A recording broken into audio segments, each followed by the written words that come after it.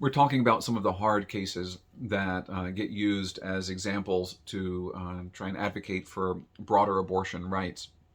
And one of those is well, what happens if abortion is necessary to save the life of the mother?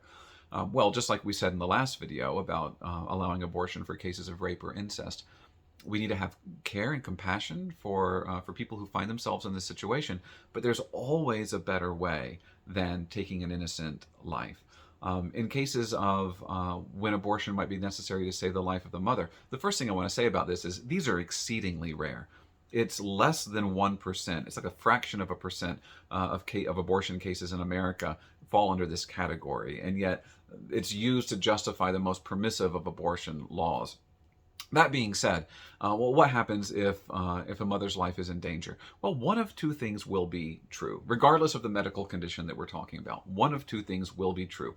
Either the child that she carries will be far enough along that it's developed enough to survive outside of the womb, and we're moving that threshold earlier and earlier every year as medical technology advances.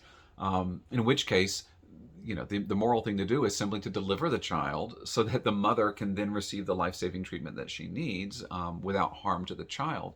But what if the other possibility is true, and that's what if the child is not far enough along to survive outside of the womb? Well, what do you do then? Well, if the child is not developed enough to survive outside of the womb of the mother, if the mother dies, the child dies as well. So you really have two patients whose lives are in danger at this point.